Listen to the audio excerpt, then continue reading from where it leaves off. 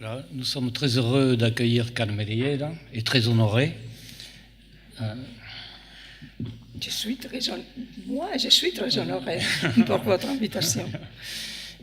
Et donc, pour la présenter rapidement, mais beaucoup d'entre vous la connaissent, Carmen Riera est née à Majorque, a passé son enfance et son adolescence à Majorque, et puis s'est transportée à Barcelone pour faire ses études. Et elle y est restée puisqu'elle est devenue professeure à l'Université autonome de Barcelone, professeure de littérature espagnole. Elle est membre des deux académies, catalane et espagnole. Elle écrit dans les deux langues, ses romans uniquement en catalan, je pense. En espagnol aussi. En espagnol aussi. Et elle occupe la cathédrale José Agustín Goytisolo à l'Université autonome de Barcelone. Donc, merci d'être venu. Je crois aussi que vous avez commencé par faire une thèse sur l'école de Barcelone, sur les poètes de l'école de Barcelone. Et donc, pouvez-vous nous dire sur cet aspect de vos études qui ont débuté à cette thèse, quelle est votre entrée dans la littérature par ce travail sur ce poète? Alors ici, nous connaissons très bien Juan Goytisolo, y compris personnellement, puisqu'il venait souvent à Toulouse, mais nous connaissons très mal ces deux frères, qui sont très peu traduits et qui sont étudiés bien sûr par les hispanistes, mais ici, nous ne sommes pas des spécialistes. Et si vous permettez, je suis très heureuse d'être ici. Je pense que votre trait de parole, banquette, livre et printemps sont pour moi magnifiques. J'aime beaucoup la langue française et votre pays, mais je rime très mal et alors je parle le catalan. La Escuela de Barcelona agrupa a un seguit de poetes que tenen a veure amb els anys 50. En aquest cas, Juan Goytisolo, que és el més conegut a França perquè ha viscut a París, no entraria dintre d'aquest grup, sinó com germà de Luis i de José Agustín. Donc cette école de Barcelone correspond à des poètes espagnols de Barcelone et Juan Goytisolo, dont je viens de parler, ne fait pas partie de ce groupe. Il est simplement le frère des autres et il ne l'a pas étudié.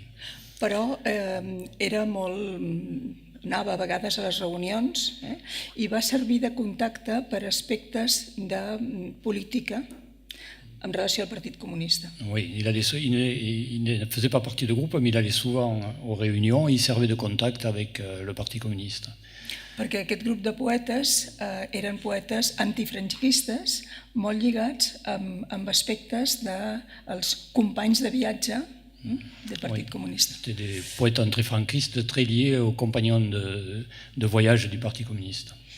Aleshores, quan jo vaig fer la meva tesi, eren José Agustín Goytisolo, Carlos Barral, el gran editor, i Jaime Gil de Viedma, perquè eren el nucli d'un grup més ample d'altres poetes que tenien en comú el fet de ser barcelonesos, però escriure en llengua castellana i haver passat l'infantesa durant la Guerra Civil. Oui, il y avait aussi Carlos Barral, Jaime Gil de Viedma comme poète, et ils avaient en commun d'écrire en espagnol et d'avoir passé la guerre civile à Barcelone.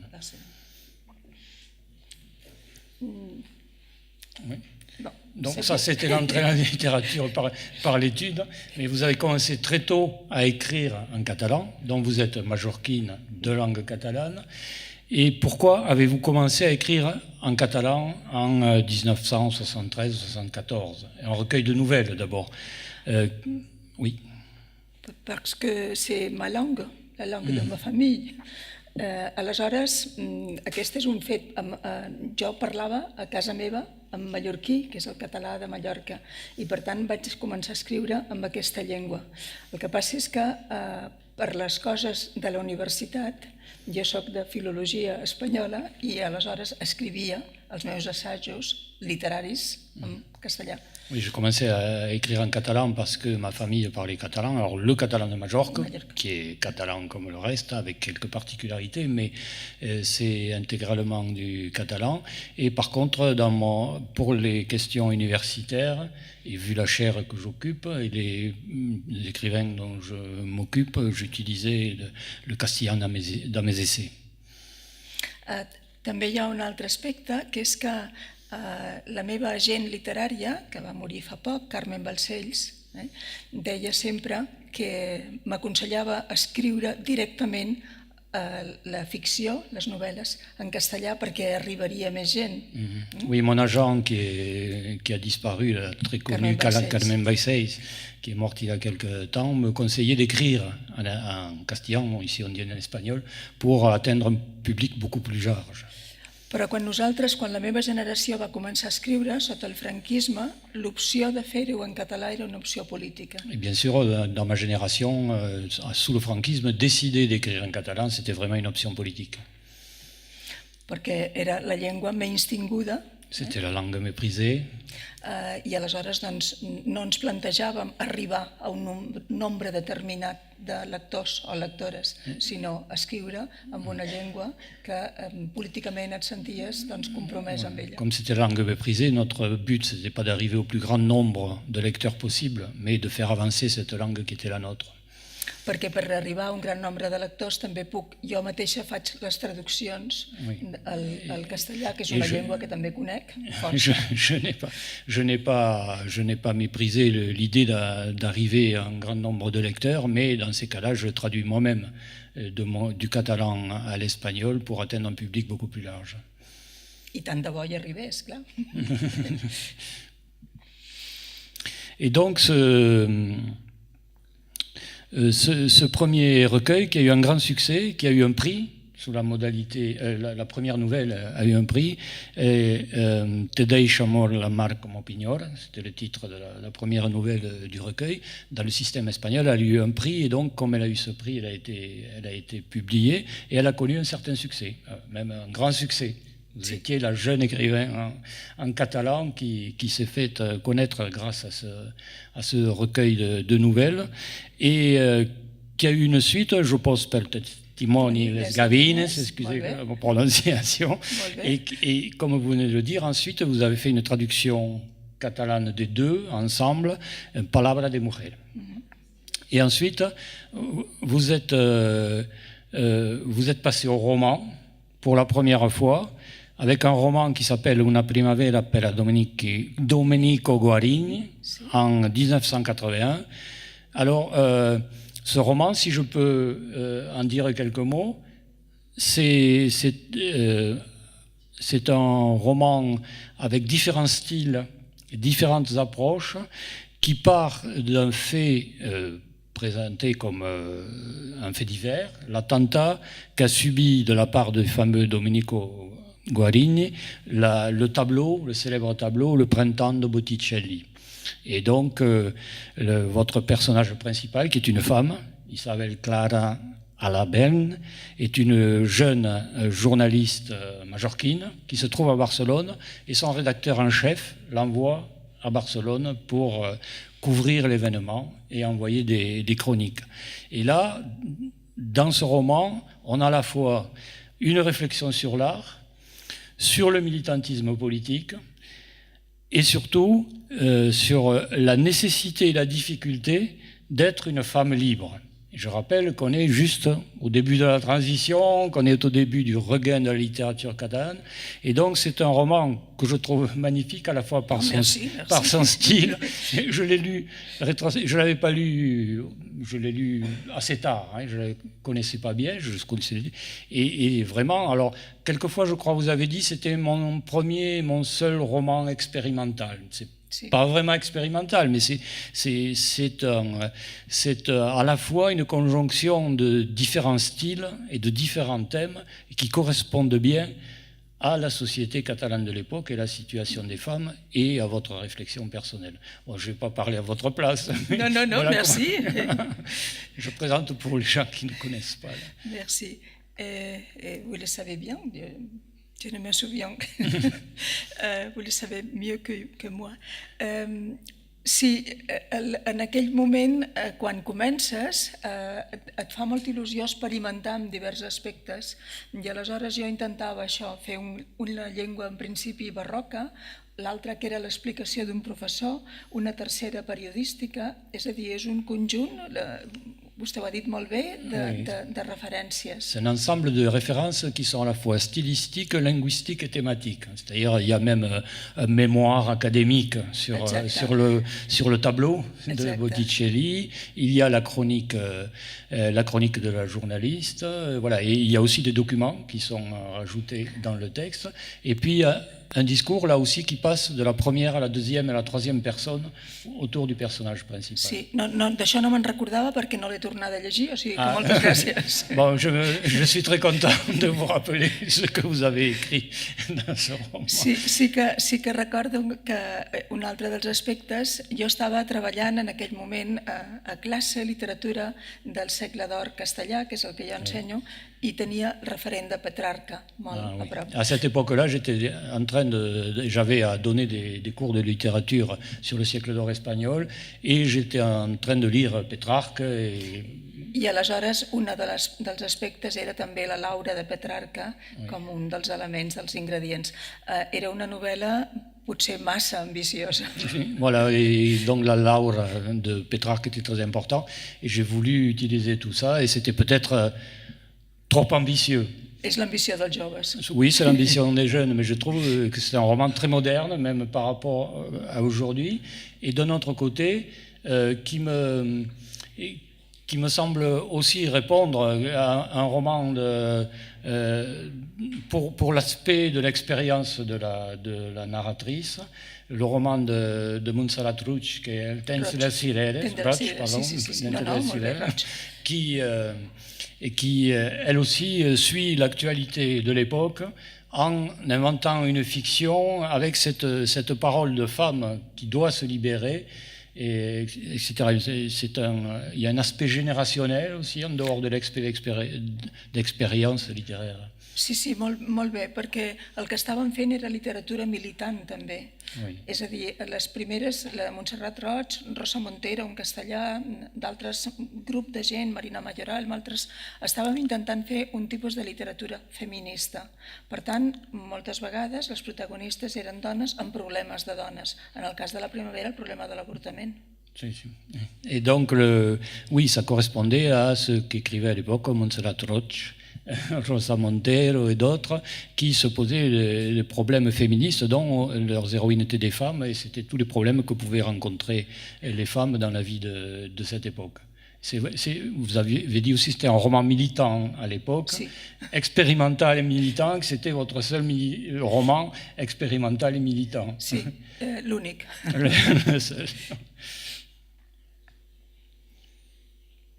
Ensuite, vous avez publié deux romans qui sont Question d'amour propre et Jocs de Mirail, qui sont très différents, mais qui portent, surtout pour le premier, sur les problèmes de couple, l'affrontement entre les hommes et les femmes, la guerre perpétuelle entre des individus et des couples qui doivent trouver le moyen de vivre ensemble dans la société de l'époque.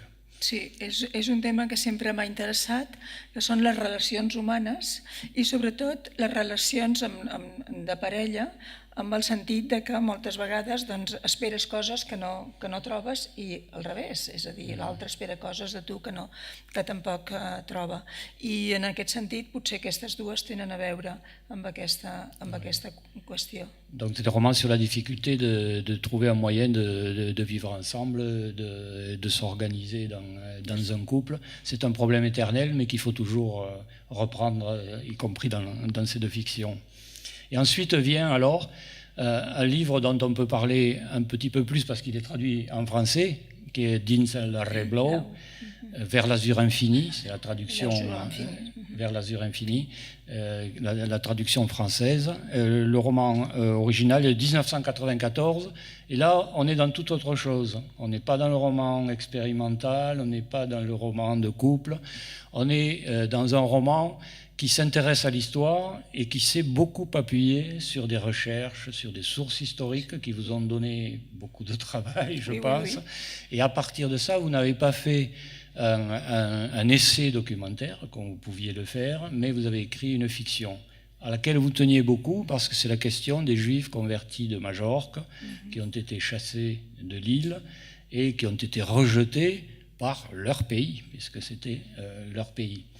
Et donc, que pouvez-vous dire sur l'idée qui vous est venue de passer à ce type de roman historique? Sí, és la meva novel·la amb la qual per escriure-la vaig patir més, m'ho vaig passar més malament, perquè no podia fer altra cosa que portar a la foguera inquisitorial els jueus conversos, 37 jueus conversos mallorquins. Oui, c'est ce qui m'a donné le plus de travail et qui m'a fait le plus souffrir, parce que je ne pouvais faire qu'un récit qui conduisait à conduire au bûcher 37 juifs majorquins. Perquè era una novel·la històrica, després de fer una enorme recerca als arxius inquisitorials, només el que havia de donar veu només aquelles referències que donaven els inquisidors i que estaven transcrites. Havia d'aixecar els personatges per donar-los vida. Voilà, c'est un roman qui est bâti sur des documents historiques, et donc on avait les documents de l'Inquisition, il fallait forcément donner une voix à ces personnages qui apparaissaient, mais c'était les personnages qui se trouvaient dans les archives de l'Inquisition, donc il fallait en faire partir de là pour faire un roman.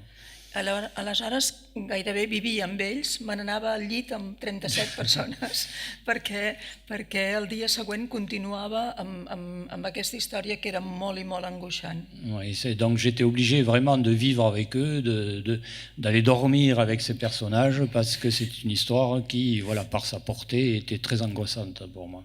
Perquè era, no sé si vostès coneixen Mallorca, alguns m'imagino que sí, amb la qual hi ha encara el problema dels anomenats xuetes, que són els descendents dels jueus conversos que van anar a la foguera. Je ne sais pas si vous connaissez Majorque, mais il y a encore aujourd'hui le problème de ce qu'on appelle les xuetes, c'est-à-dire ces juifs convertis qui sont restés là. Perquè a la resta d'Espanya, que també hi va haver persecució jueva, com vostès saben, quan algú anava a la foguera, els seus descendents a poc es treien aquesta diem, San Benito, després es parlava així. A Mallorca això no va passar, perquè les pintures infamants amb les quals les persones que anaven a la foguera eren pintades van quedar al claustre de Sant Domènec fins que la Inquisició al segle XIX va ser abolida. Oui, donc contrairement au reste de l'Espagne, où ceux qui étaient des descendants des Juifs qui avaient été conduits au bûcher parce qu'on les soupçonnait de ne pas avoir renié la religion, de s'être vraiment convertis, et donc les descendants, petit à petit, arrivaient à s'enlever le San Benito. C'était la capuche infamante que l'on mettait sur les condamnés qui allaient au bûcher, alors qu'à Majorque, ça ne s'est pas passé comme ça, puisqu'on trouve dans le cloître de San... Sí. No, fins els descendents dels jueus conversos a Espanya, més o menys desapareixia aquesta referència, no? Per exemple, jo que sé, Teresa de Jesús, sabem que era descendent de conversos, però desapareix. A Mallorca queda fins al segle XIX, perquè les pintures queden als claustres de Sant Domènec, cosa que no passa a la resta de l'Estat. Voilà, c'est ça. En Espagne, on finissait par oublier que de l'origine, y compris des grands chrétiens, comme Sainte Thérèse, qui avait eu des ascendants juifs, alors qu'à Majorque, ce n'était pas possible parce qu'il y avait toujours les peintures d'infamantes qui se trouvaient dans le cloître de l'église Saint-Dominique, c'est ça que j'avais entendu, jusqu'à la fin du 19e siècle, jusqu'au 19e siècle où l'Inquisition va disparaître. Exacte.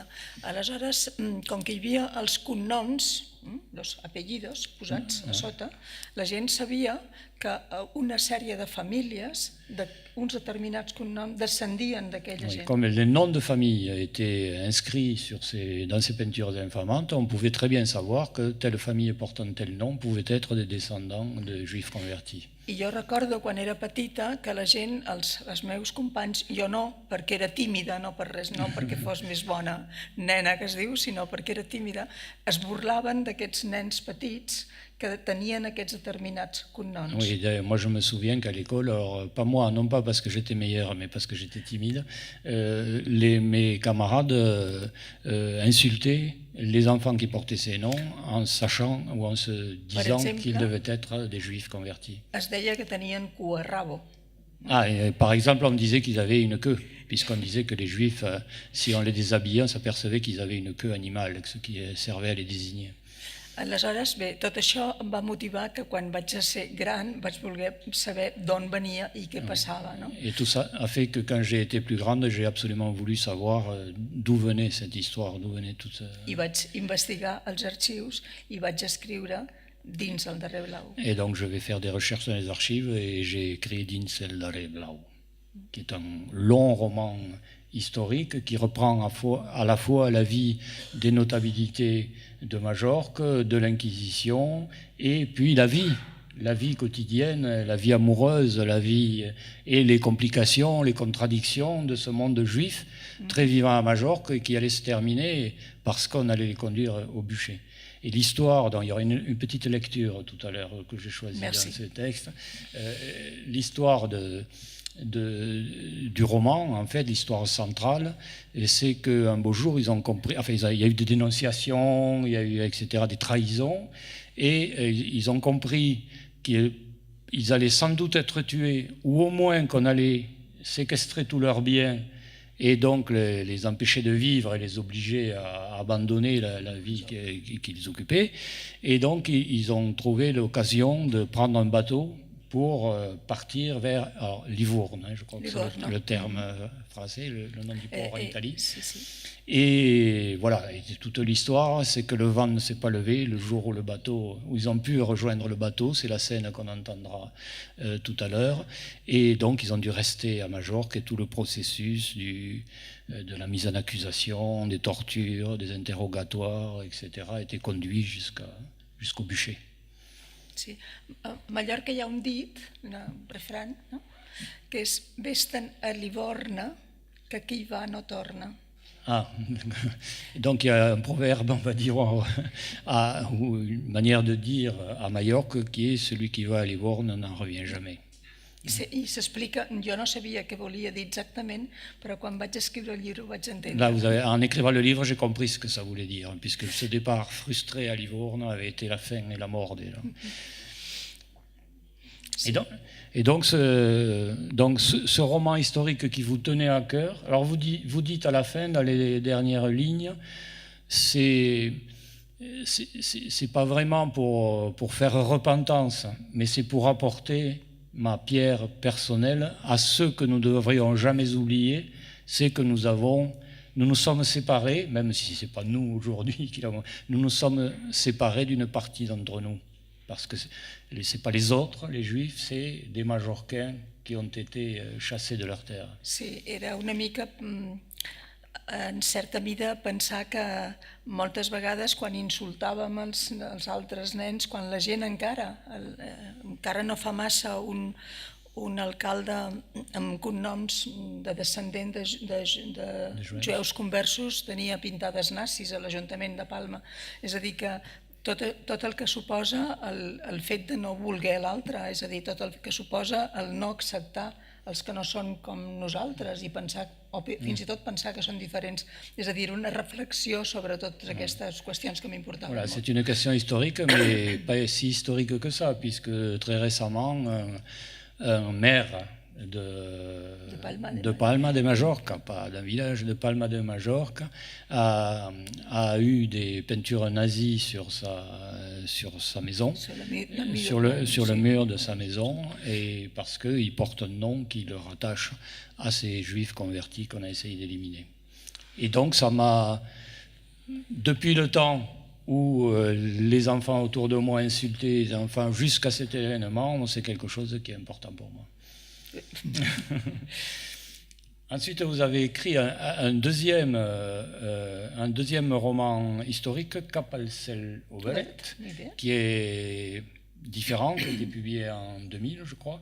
Et là, ça se passe non pas à Majorque, mais à Cuba. Donc là, ce sont des exilés majorcains à Cuba. Il y a l'histoire d'une... Alors, si je me souviens bien, il y a une loterie au début qui décide du destin d'une femme et qui va se retrouver à Cuba et qui va vivre des aventures dans... Sí, és una novel·la amb la qual, si en el cas de Dins el darrer blau les víctimes eren els jueus conversos, en aquest cas els jueus conversos emigrats a Cuba es converteixen en botxins, és a dir, en negreros. Aleshores el que volia fer és una reflexió sobre això, que a vegades les víctimes també es poden convertir en botxins, segons com la història els tracta. Et là, on se trouve au 19e siècle et il s'agit donc de juifs convertis qui vont à Cuba et qui deviennent même bourreaux dans le sens où ils organisent l'esclavage, la traite esclavagère à Cuba. Oui, et donc, c'est pas pour une compensation, c'est pour dire aussi que chaque population est pleine de contradictions et susceptible de produire des bourreaux après avoir été des victimes. Et ensuite, alors, on en arrive au deuxième roman qui est traduit en français. Vous avez travaillé beaucoup, non? Ah non, je l'ai simplement relu. C'est parce que j'ai envie qu'on vous lise plus en France. Non, merci, merci. Et donc il y en a deux de traduits, on en parle, et c'est vraiment pas grand-chose par rapport à l'importance et à la longueur de votre œuvre. Donc c'est un peu un parcours, mais quand même pour savoir, ça permet de traiter de la thématique et en même temps du nombre de défis que vous êtes donnés dans la fiction. Et ce roman, c'est La Meitat dell'anima, la moitié de l'âme, qui est paru en 2004. Et là, on est encore, vous changez chaque fois de style, de langage, de langue. On va voir que dans le dernier roman, c'est une langue beaucoup plus relâchée parce que c'est pas votre langue à vous, etc., etc. Et donc, dans La Meitat dell'anima, c'est vraiment un travail sur la mémoire personnelle, la mémoire historique. On traverse tout ce qu'on a pu évoquer sur ce qui nous reste du franquisme, ce qui nous reste de ce que nous sommes devenus quand nous sommes, enfin pas moi, mais quand nous sommes restés en Espagne, à la fois sous le franquisme et après, les différents héritages. On peut être, comme l'héroïne du roman, on peut être femme ou fille de franquiste, ou femme de franquiste plutôt, et fille de républicains exilés à Paris, etc. Et la trame du roman, c'est... une femme, pardon, vous êtes comme aujourd'hui, là, vous êtes en train de présenter vos livres, et puis quelqu'un s'approche de vous et vous donne un paquet de lettres. Et vous dites, bon, il vous donne un paquet, vous ne savez pas ce que c'est, et que vous dites, vous pensez toujours que comme vous êtes connu, c'est un manuscrit pour que vous aidiez à l'éditer, et en fait, quand vous rentrez chez vous, vous apercevez que ce sont des lettres envoyées par votre mère à un amour que vous ne connaissez pas. Et là, ça vous intrigue beaucoup. Et enfin, votre mère, pardon, du personnage, oui. Je le comprends. Mais comme vous dites, dans la fiction. Comme vous dites que c'est vous, c'est pas votre nom, mais vous êtes, voilà. Et donc dans la fiction, et justement, on ne sait pas tout le roman, tout l'intérêt du roman, c'est qu'on ne sait jamais qui est vraiment la personne dont on parle. D'ailleurs, ni les personnes connues, le père, la mère, on découvre des choses à chaque chapitre totalement différentes. On ne sait pas qui est l'amant. Bon, on va en supposer un qui nous touche de près, mais voilà. Et donc, cette femme est allée à Port-Bou. Elle s'est arrêtée à la gare de Port-Bou, et puis elle a disparu. La mère de la narratrice, on n'a plus de traces d'elle.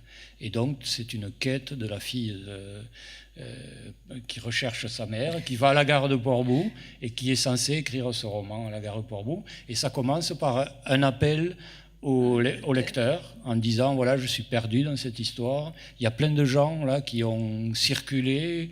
Donc, puisque vous lisez mes romans, ben, si vous savez quelque chose, écrivez-moi, aidez-moi pour que... Et ça dure ça tout le long. Mais en fait, il y a la véritable quête. Et là, vous avez... J'ai reçu une lettre. Comment? Que recibí una carta. Ah oui. Vaig rebre una carta d'una persona que em va dir que sí, que havia vist aquesta senyora. Ah d'accord, ça a marché. Oui, parce que je dois dire qu'à un moment, on a un doute, on y croit un peu. Hein. À un moment, on se demande vraiment si, pas l'appel au lecteur, mais s'il y a quelque... Voilà. Et le problème, c'est que il y a un petit doute à un moment pour savoir si c'est lié à une histoire personnelle ou non. Alors, ce n'est pas votre histoire personnelle, mais là, vous traversez certaines de vos préoccupations, l'incompréhension entre la mère et la fille, la différence entre l'amour du père et l'amour de la mère, ça sur le plan personnel. Et puis ensuite, alors, puisqu'on va à Paris pour voir les exilés et tout ça, on a un doute sur ce que font tous ces gens. Que faisait cette mère? Est-ce qu'avec ses valises, quand elle allait voir son père républicain, elle apportait des choses, mais quoi, etc. Et là, ça vous donne l'occasion, comme vous le faites souvent dans d'autres romans, de tracer comme ça de petits portraits de certains secteurs de la société, française, catalane, etc. Sí, jo vaig escriure aquesta novel·la per veure si finalment em traduirien al francès. Perquè és una novel·la, jo crec que la més francesa de totes les que he escrit. À la traduire? Oui, oui. En fait, j'ai écrit ce roman pour voir si enfin on allait me traduire en français, parce que ça se passe en grande partie en France, c'est la plus française, c'est le plus français des romans que j'ai pu faire. Perquè fins en aquesta novel·la no havia tingut la sort, Seuil es va interessar i finalment la va traduir. Potser el que es diu d'aquesta novel·la és que està dintre de l'àmbit de l'autoficció, i que, a més de ser aquests referents de l'autoficció en el qual el personatge es confon amb l'escriptora, però jo estic molt segura de qui era el meu pare i la persona que està dintre de la novel·la no. Oui, oui, donc finalement j'ai réussi, puisque Le Seuil s'est intéressé au roman, je dis toujours la nouvelle, s'est intéressé au roman et l'a traduit. On m'a mis dans la catégorie de l'autofiction, qui était en vogue à l'époque. Mais moi, je suis vraiment sûr de qui est ma mère. Qui est ma mère, et mon père. Et mon père, oui, mon père surtout. Mon père, pardon, la mère, on en est sûr. Qui est mon père. Et voilà, mais le personnage du roman, non. Non. Et ce qui est, alors, je sais pas, on peut quand même dire... je sais qu'il ne faut pas révéler la fin, mais là... Non. Bon, il faut dire qu'il y a des personnages français très connus qui sont mêlés à l'histoire et qui sont des personnages clés. Mais on s'aperçoit que c'est des personnages de fiction. Non, mais je dirais, je vais vous inciter à le lire. Je vous ai dit que j'étais... que per favor que ho llegeixin molt millor. Sí. Però sí que puc dir-los una anècdota molt divertida, que és que moltes vegades m'agrada molt anar a les biblioteques on hi ha tertúlies literàries de gent que llegeix els llibres. I vaig arribar a una biblioteca, a un poble prop de Barcelona, i la bibliotecària em va dir: hi ha una senyora que t'espera, m'ha dit si li podria deixar al despatx perquè té molt interès en parlar amb tu, perquè diu que només tu li pots solucionar una cosa que per ell és molt important. I aleshores jo li vaig dir que si la podia ajudar, que encantada. I la senyora em va dir: miri, podria parlar amb la meva filla? Jo dic: per què? Diu: perquè a la meva filla li passa exactament el mateix que a vostè, que no sap qui és el seu pare. Jo dic: perdoni, jo sí ho sé, i l'única persona que li pot explicar a la seva filla qui és el seu pare és vostè. Diu: sí, però no em creu. Et donc j'ai l'habitude d'aller dans des rencontres dans les bibliothèques en Catalogne, et donc un jour j'arrive et quelqu'un me dit: allez, venez, on va vous installer dans un bureau, quelqu'un va venir vous voir, une question vitale très importante pour elle, c'est qu'elle a absolument besoin de savoir qui est son père, et comme vous avez eu le même problème, elle voudrait que vous la conseilliez, et vous avez été obligé de lui dire: non, moi je n'ai pas de problème pour savoir qui est mon père, et par contre dans la fiction, oui.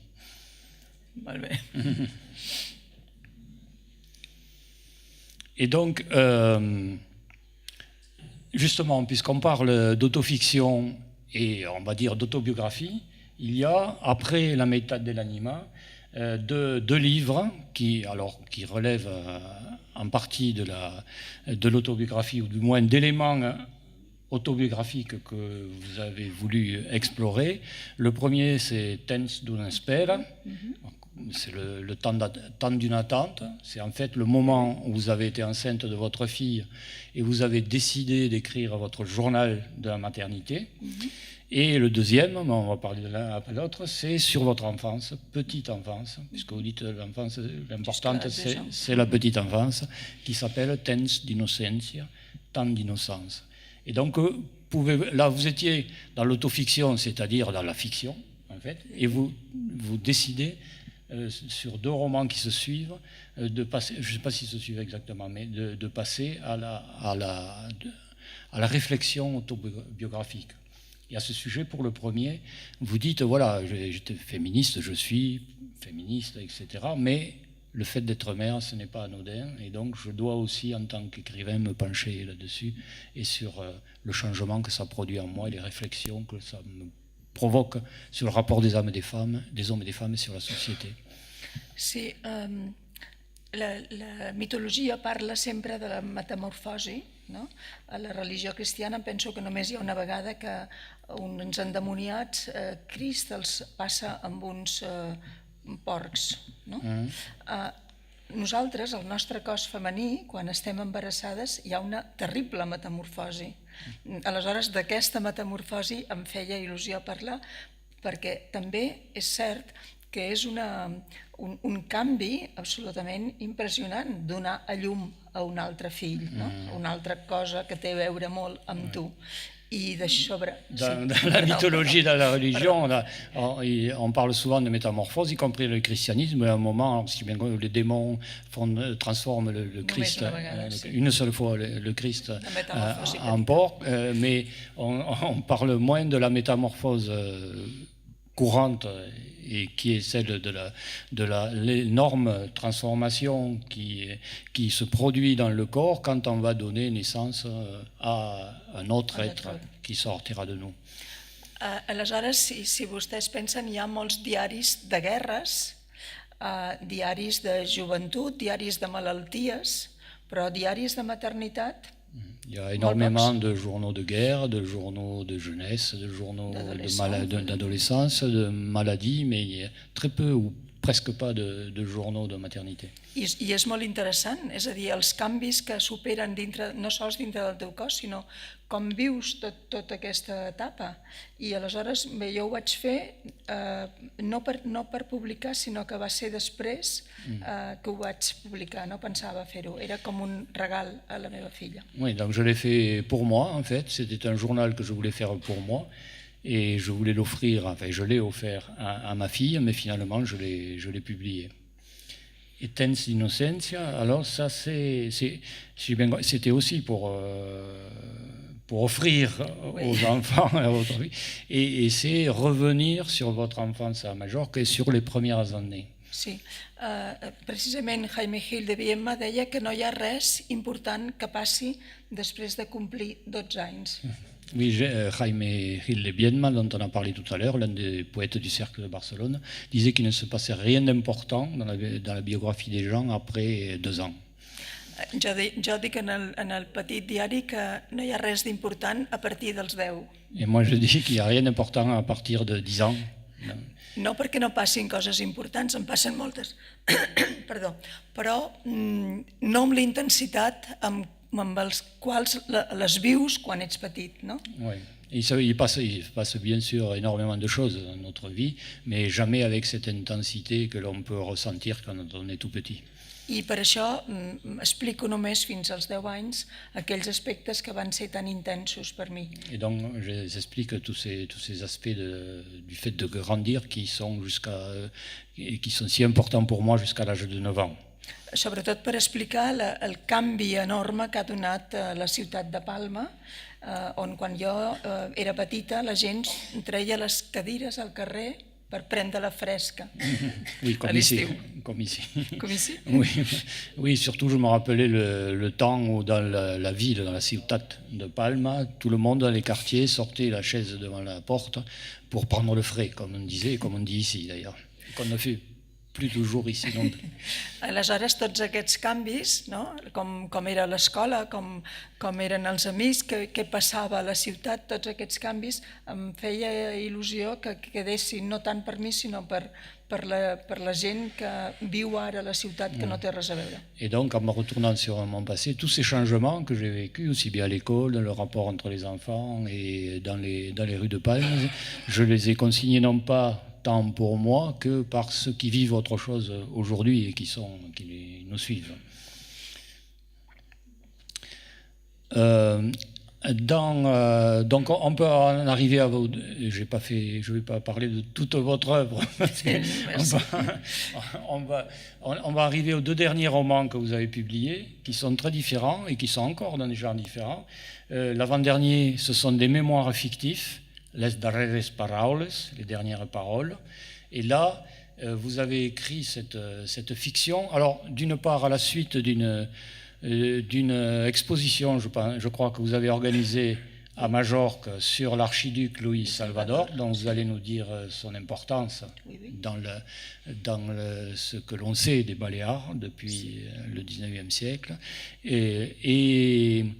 Et ensuite, le dernier, donc, qui vient de paraître, qui s'appelle Venjaré la Teva Morte, dont on va parler tout de suite. Alors, sur ces mémoires fictives, et alors sur cette exposition, je dis ça parce que vous êtes majorquine, vous tenez à la culture majorquine, et comment êtes-vous entré dans ce processus où vous avez vous-même travaillé à cette sorte de récupération du patrimoine de Majorque, qui n'est pas toujours bien connu, et qui est lié à la fois aux traditions orales, là on en parlera peut-être tout à l'heure, dans votre rapport à la langue, à la culture, etc. de Majorque. Vous êtes beaucoup intéressé aux légendes, aux contes, aux rondalles, comme on dit, et puis ce personnage qui lui-même a recueilli des contes, etc., et qui était donc...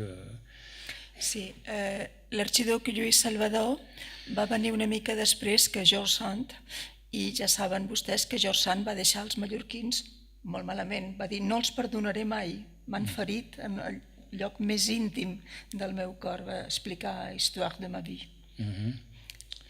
Dans Oui, l'archiduc Luis Salvador, je n'ai pas compris. Luis Salvador va arribar a Mallorca el 1867 i George Sand el 1838, si no vaig equivocada. Voilà, donc l'archiduc Luis Salvador est arrivé en 1867 à Majorque. Després de George Sand. Après George Sand, pardon. Excusez-moi, j'ai entendu. Après George Sand, pardon. Et George Sand avait fait du mal, beaucoup de mal à Majorque. Exacte. O sigui, George Sand, els mallorquins, jo crec que no es van portar tampoc massa bé amb George Sand. Oui, George Sand, les Majorcains, c'est vraiment pas ce qui lui importait. Encara que el poble de Valldemossa viu ara gràcies a George Sand. Alors, mais il n'empêche qu'aujourd'hui, le village de Valldemossa, où se trouve la Chartreuse, je crois, où était George Sand avec Chopin, vit de ça aujourd'hui, mais à l'époque... Absolutament. No, aleshores, el contrast que s'estableix entre això de George Sand no els perdonaré mai perquè m'han ferit amb el lloc més íntim del meu cor, perquè s'han portat molt malament amb el meu malalt, que era Chopin, es contrarresta amb l'estimació de l'arxiduc Lluís Salvador. George Sand escriu Un hivern a Mallorca i és un best-seller europeu en aquell moment. El Lluís Salvador també escriu Die Balearen, que també és un best-seller europeu. Aleshores, això... Contrairement à George Sand qui a dit je ne reviendrai jamais à Majorque parce qu'ils m'ont blessé dans mon corps en méprisant le corps de mon amant, vous savez que Chopin était très malade à cette époque-là. Donc l'archiduc Luis Salvador, lui, au contraire, a voulu faire un hommage à Majorque en écrivant Die Balearen, il écrivait en allemand, bien sûr, les Baléares, donc, qui est une sorte d'encyclopédie, on va dire, sur la culture et sur l'histoire baléare. Et George Sand a écrit Un hiver à Majorque qui a eu un grand succès. et l'archiduc a écrit Dibayan, qui a eu aussi un grand succès dans un autre domaine. Clar, i aleshores contrastava aquesta visió negativa sobre els mallorquins i per això Lluís Salvador va ser molt estimat per la gent mallorquina. Donc, Louis Salvador, qui était un étranger comme George Sand, était le contrepoids de cette vision très négative de George Sand, et non, il a été beaucoup aimé et célébré par les Majorquins. A banda que era cosí de l'emperador d'Àustria, cosí de la famosa Sissi, Elisabet, i va comprar a Mallorca tota la costa, un molt gran quilòmetres de la costa nord, per construir allà un petit reialme, un petit principat. Oui, c'était un personnage assez étrange, le cousin de Sissi impératrice, qu'on a tous vu au cinéma, et qui est venu à Majorque, qui a acheté une longue portion de la côte pour créer, non pas simplement un domaine, mais un vrai petit royaume. I va estimar molt els mallorquins, aleshores els mallorquins agraïts en aquesta estimació, quan es va complir el centenari de la seva mort, el 2015, em van demanar a mi que comissariés una exposició que estava realment, no perquè jo la comissariés, sinó perquè estava molt ben documentada, perquè vaig tenir un documentalista fantàstic i un arquitecte, Dani Freixas, també que ho va fer molt bé, és a dir, un grup, vam comissariar aquesta exposició que va tenir molt èxit. I a partir d'aquí, jo quan recollia les coses de l'exposició vaig sentir l'arxiduc que m'estava parlant. Les paroles de l'archiduc. Oui, donc quand est arrivé le centenaire de la mort de l'archiduc Louis Salvador, les Majorquins m'ont demandé de devenir commissaire d'une exposition qui rappellerait cette histoire et qui lui rendrait hommage. Et donc je ne l'ai pas fait toute seule, bien entendu, avec une bonne équipe et un bon architecte organisateur d'exposition.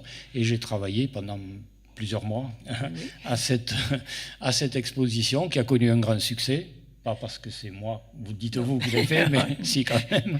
Et pendant tout ce temps où je me suis mis à retravailler la question de la présence de Louis Salvador et l'écho qu'il avait reçu, il a commencé, comme je suis romancière, à me parler à l'oreille. Et donc voilà, c'est ces paroles-là que je me suis mis à écouter pour écrire ce roman.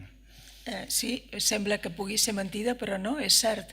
És a dir, ja saben vostès que els escriptors i els bojos, els locos, ens assemblem molt. És a dir, hi ha una petita línia divisòria molt fina. I aleshores jo veritablement vaig sentir l'arxiduc que em parlava, que m'explicava tota una sèrie de coses que jo no havia pogut posar a l'exposició. Et donc, comme vous le savez, entre les écrivains et les fous, il y a une ligne de démarcation, mais qui est extrêmement mince. Et donc, même si vous ne le croyez pas, il est vrai que l'archiduc n'a cessé de me parler à l'oreille, et je me suis mis à noter ces paroles, et donc parce que l'idée du roman, c'est que c'est le manuscrit qui est dicté par l'archiduc à son secrétaire. Exactement. Sí, sí. Et donc cette histoire, d'Arrêtes Paroles, revient aussi sur Majorque, mais sur l'histoire de l'archiduc lui-même, son rapport avec la cour d'Autriche, enfin là, il y a tout un aspect historique qui n'est pas simplement son rapport à la culture populaire de Majorque. C'est vraiment le personnage un peu fantasque et fantastique et sa solitude aussi, puisque lui-même il est dans son... il tourne dans son esprit, dans son royaume, comme dans son royaume. Voilà, ça c'était votre avant-dernier roman. Le dernier roman, et le dernier roman, c'est Vengere la teva mort, qui est sorti il y a quelques mois. Et que vous, si vous êtes arrivé qu'aujourd'hui, c'est parce que vous le présentez partout, tous les jours, en allant. Là, vous étiez à Saragosse hier soir, donc vous êtes venu très rapidement ce matin en voiture et on vous en remercie. Parce que vous présentez ce roman qui a, il faut le dire, connu un bon succès depuis sa parution. Enfin, je veux dire, on en parle beaucoup. Et donc là, c'est encore autre chose, c'est encore un autre type d'écriture. C'est alors un roman policier. Alors quand on vous dit c'est un roman, parce que je lis aussi les interviews quand même, quand on vous dit c'est un roman noir, vous dites non, c'est un roman gris. Et il est gris parce qu'il y a le blanc de l'humour qui vient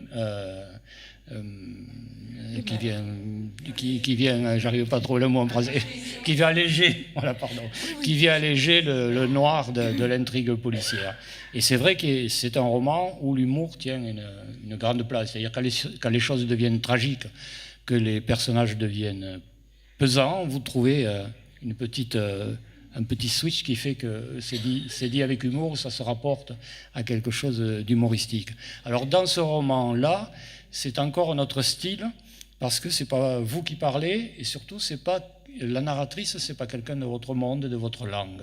C'est une détective galicienne qui a un langage populaire, quelquefois même un peu grossier, et qui ne s'embarrasse pas de grandes phrases, etc. Mais voilà, qui parle comme quelqu'un qui parle tous les jours sans chercher à faire d'autres phrases. Alors c'est une femme qui est galicienne, qui est divorcée et qui a un fox terrier. Les trois choses sont importantes. Oui, très important. Sí, jo és que combino diverses maneres d'escriure perquè si no m'avorreixo. És a dir, quan ja he fet novel·la històrica o he fet un altre tipus de novel·la, em semblava que podia ser interessant escriure novel·la que a Espanya i a Catalunya se'n diu negra, és a dir, policíaca, però en el meu cas, abans que aquesta vaig fer una novel·la de campus també policíaca, Natura quasi morta, i lligaria aquestes dues amb la que vostè ha anomenat, en el sentit de que són novel·les diferents. Jo crec que en aquests moments la novel·la policíaca és aquella novel·la que posa l'èmfasi sobre els defectes, les corrupcions de la societat, i aquest seria el rerefons que a mi també m'interessava. Donc c'est pas ma première, mon premier roman policier, puisqu'il y en avait déjà un qui se passait dans un campus, mais c'était tout à fait de l'université autonome où vous enseignez. Et donc c'est votre deuxième roman noir, même s'il est gris. Et en fait, vous avez choisi le roman, on va dire la littérature policière, parce que c'est aujourd'hui la littérature qui, sur le monde social, est la plus apte à parler des défauts de notre société, de la corruption, etc. Et puis, c'est aussi parce que vous n'aimez pas vous enfermer dans un style, parce que ça vous ennuierait beaucoup.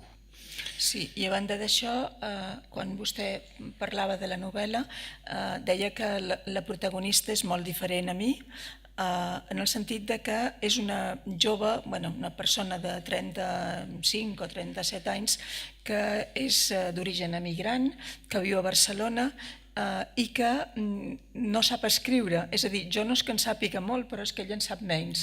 Aleshores, en aquest sentit, la seva manera d'escriure és una manera molt senzilla, perquè en aquest tipus de novel·la l'important és que avanci l'acció i no fer literatura. Alors en fait, c'est elle-même l'héroïne qui écrit, et elle a appris à écrire le catalan, mais elle ne sait pas vraiment, elle ne sait pas très bien écrire, et donc le fait que ce ne soit pas un style très littéraire, met plutôt l'accent sur le contenu du roman. I per això ella va fer cursos de literatura, el curs de l'Ateneu, que és molt famós, per aprendre a escriure. Et donc elle est allée suivre des cours à l'Ateneu, dont je vous parlais l'autre jour, c'est-à-dire ces cercles ouvriers où on peut, destinés aux gens qui ne sont pas des universitaires ou autres, pour apprendre à écrire et se confronter à la littérature. I naturalment no hi ha mallorquinismes, perquè en els altres meus llibres sí n'hi ha, perquè jo escric amb la variant del mallorquí, variant catalana del mallorquí, en aquesta no, perquè ella procedeix de Galícia i viu a Barcelona. Et donc dans ce roman-là, il n'y a pas de majorquinisme, c'est-à-dire de signes qui renvoient au dialecte majorquin du catalan, alors qu'il y en a dans tous les autres romans. Il n'y a pas... Le majorquin populaire apparaît rarement, parce que ce n'est pas la question, sauf dans une des nouvelles du premier recueil, où c'est entièrement écrit en majorquin populaire, et que j'ai eu beaucoup de mal à lire et à comprendre. Mais par exemple, vous employez la décidence majorquine des verbes, vous dites dic, pens, estim, pens, au lieu de dire pens ou estim. T'adeix, amor. T'adeix, amor. Hauria de ser Et deixo. Voilà. Et donc, quand on ouvre un de vos romans, même si on ne savait pas le nom, on saurait que c'est une Majorquine qui écrit. Voilà. Là, ce n'est pas le cas, parce que c'est une Galicienne. Alors, elle n'écrit pas en galicien, mais le galicien n'affleure pas vraiment dans le texte, mais il y a des références à la Galice. Elle revient chez sa mère. Et là, c'est plutôt la cuisine. A los grelos, el lacón con grelos. Voilà. Et elle va manger des lacón con grelos, qui est le plat national galicien. Alors, en dehors... on peut dire aussi divorcer, c'est important, parce que vous retrouvez un personnage de femme libre qui fait l'amour avec les hommes qui lui plaisent. Et donc, comme les hommes font avec les femmes, voilà, ça c'est et puis il y a le problème du fox terrier quand même. Et voilà, parce que c'est là que le roman noir est un roman gris, parce que le fox terrier, il intervient toujours pour empêcher de bien faire les choses. C'est très important, mais no parlarem del fox terrier. Ne parlerons pas. Per si a cas es traduís al francès. Nous ne parlerons pas du fox terrier, même si on pouvait le traduire en français. Non, on ne parlera pas du fox terrier si le roman était traduit en français. Pardon, oui, je vois ce qu'elle veut dire. Parce qu'il empêche beaucoup de choses dans la vie intime, dans la recherche, dans l'enquête policière. Non, mais je dis l'esprit. Ah, l'esprit. Bon, venons-en au centre de l'intrigue, s'il vous plaît. Quelle est cette histoire? C'est la mort d'un entrepreneur catalan. La disparition d'un entrepreneur catalan en 2010. Et là, plus on avance, plus on voit apparaître, comme vous le disiez, des histoires d'évasion fiscale, de corruption et finalement de pédophilie, qui se dit pédérastie en català. Je précise que c'est pas... Sí, és una novel·la que la gent que la llegeix diu que és molt divertida, té molt de sentit de l'humor. Jo, a mesura que em faig més gran, tinc més sentit de l'humor, perquè em passa com a Juan García Hortelano, un novel·lista madrileny molt amic meu, que deia que s'havia de llevar al matí del llit molt d'hora per enfrontar-se paulatinament amb el mirall. Doncs a mi ja estic en aquesta etapa, per tant he de tenir molt de sentit de l'humor, perquè si no quan et veus al mirall t'espantes molt, no? Molt sentit de l'humor. Per tant, aquest sentit de l'humor l'he posat també en el llibre. I per això...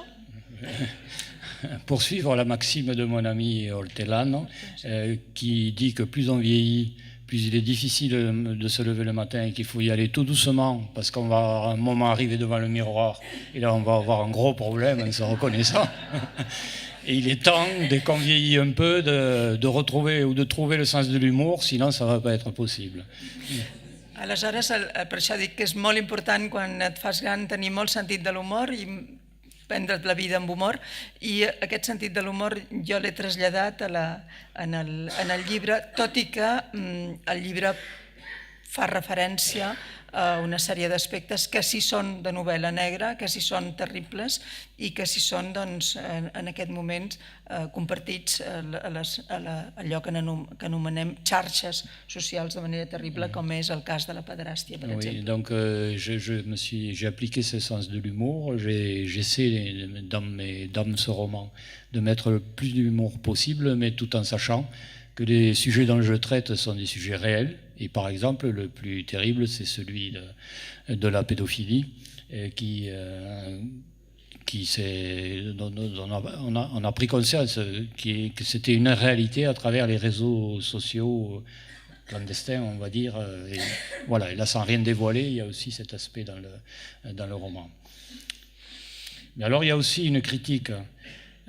Comment dire, il y a une critique seconde ou dérivée quand même du catalanisme, de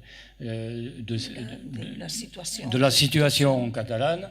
Et le premier élément de ça, c'est que le personnage principal ou les personnages principaux il y a une histoire qui vient alors sans rien dévoiler, non mais ça je peux le dire parce que de collectionneurs de caganes. Vous savez ce que c'est que les caganes? Ce sont ces petits personnages que l'on met, qui sont en train de caguer, voilà, et que l'on met très traditionnel et que l'on met dans la crèche.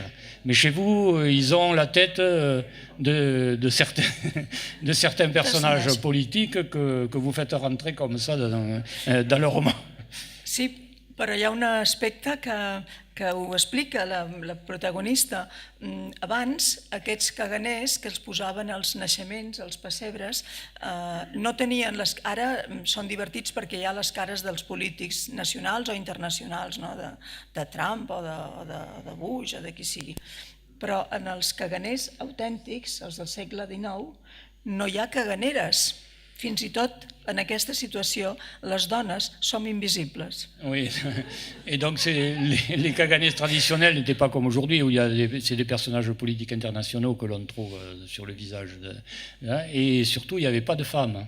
Il n'y avait pas de femmes dans les Canadais. Et donc, les Kaganès, et donc même dans ce secteur-là, les femmes sont invisibles. En els antics, que només eren pagesos, no? Que no eren els personatges polítics. Oui, Ara sí que hi ha dones. Oui, les personnages traditionnels, c'était les paysans, des types paysans, en fait. Alors qu'aujourd'hui, c'est des caricatures de politique. Voilà. Això ho diu la protagonista del llibre. Oui, ça, l'héroïne du livre l'explique elle-même. Voilà. Que és aquesta jove feminista que fa l'amor com els homes amb altres homes. Oui, très bien. Et là, il y a eu un roman avant que j'ai trouvé plus sévère dans l'humour sur le personnel politique catalan, sur ce qui se passe. C'est Ambulls Americans, qui là, vraiment directement, là, il n'y a pas la très jolie image des Kaganès, etc., qui est un jeu quand même innocent, mais là, vous parlez des personnages politiques de l'époque. Alors, en 2 mots, c'est un étudiant américain boursier qui est invité à venir à Barcelone, et là, vous donnez, les protagonistes sont les personnages politiques réels de cette époque-là. Sí, a més la va presentar, quan vaig presentar aquest llibre, el va presentar Ferran Mascarell i em va dir que em havia quedat curta. Ara no sé si opinaria el mateix. Oui, à l'époque où je l'ai fait, Ferran Mascarell m'a dit que je n'étais pas allé assez loin. Je ne sais pas si aujourd'hui il me dirait la même chose. És una sàtira, la vaig escriure quan jo era professora visitant, professora invitada a la Universitat de Chicago, i feia un curs sobre Barcelona, ciutat literària, i me'n vaig adonar que, malauradament, els estudiants de la Universitat de Chicago que es havien matriculat al meu curs de Barcelona només coneixien el Barça i Gaudí. El Barça i Gaudí. Et Gaudí, si. Donc c'était l'époque où je donnais des cours à l'université, des professeurs invités à l'université de Chicago, et je me suis aperçu que les seules choses que les étudiants connaissaient de Barcelone, c'était le Barça et Gaudí. I aleshores vaig escriure Ambulls Americans, que és la història d'un noi que va a Barcelona convidat per un polític i en certa mida les corrupteles d'aquell moment, però em fa l'efecte que la novel·la deu ser de 2006, o sigui que encara, o 5, no sé, no recordo. Quan tingui algun dubte telefonaré. Aleshores, encara la crisi, que va començar l'any 8, no havia començat, vull dir que quasi podien dir que era una novel·la crítica, però dolça. Oui, donc ça s'est situé en 2005, donc avant que commence la crise que nous connaissons aujourd'hui, et elle était assez douce, puisqu'encore en 2005, voilà. Donc pour terminer un peu ce parcours sur vos diverses voix, vos divers intérêts, vos divers styles, on peut revenir peut-être au départ, en un mot, la question de la langue, parce que vous avez souvent dit, si j'écris en catalan, vous avez dit j'écris en catalan parce qu'il y a les politiques, mais vous avez aussi dit, si j'écris en catalan, c'est parce qu'on a des mères, des grands-mères et des vieilles femmes à Majorque qui nous ont apporté ce qui est le plus précieux, c'est-à-dire leur manière de parler la langue et aussi tout ce qu'on appelle aujourd'hui littérature orale, ces légendes, ces contes, etc., qui ont forgé votre première conscience dans ces premières années et qui ont pour toujours façonné votre langue. Sí. Pour terminer, qu'est-ce que vous pouvez nous dire?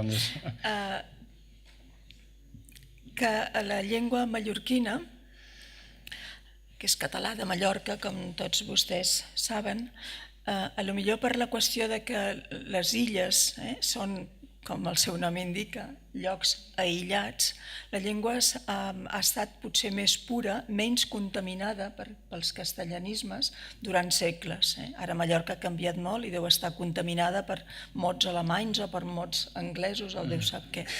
Però a la meva infantesa, que és quan et nodreixes de la llengua que sents parlar, jo sentia una llengua rica, gairebé meravellosa en el sentit de la quantitat de paraules, dels treballs i els dies de la gent que emperola, que emprava una llengua absolutament sucosa, fantàstica, amb expressions molt divertides. Per exemple, una: fora cans, fora gossos, que no fan ous. Oui, donc voilà, comme Majorque est une île, comme l'ensemble des Baléares, par définition elle est isolée, et donc pendant des siècles, la langue est restée plus pure, plus pure qu'elle a été moins contaminée par d'autres langues, en partie bien sûr par le castillan, et donc cette langue qu'on pouvait recevoir à ce moment-là, dans son enfance, c'était une langue où il y avait une quantité de mots et d'expressions qu'on n'entendra peut-être jamais plus, et qui nourrissait cette langue. Et vous avez dit, ça m'a fait très plaisir, la même chose de la langue de Delibes. Vous avez dit les romans de Delibes. Je le sais parce que je l'ai traduit, les romans de Delibes, il y a des mots que même les Espagnols aujourd'hui ne connaissent pas, et ils sont inscrits dans la langue parce que lui-même, il n'était pas lui-même paysan, mais il a pu se nourrir de cette langue pour construire son œuvre, et ça on le retrouve dans sa littérature. Carme Riera, je vous remercie infiniment. Non, moltes gràcies.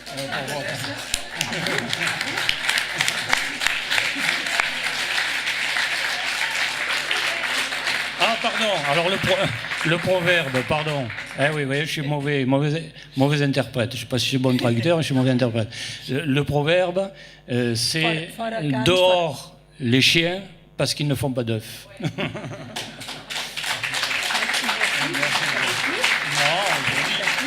je dis avec plaisir.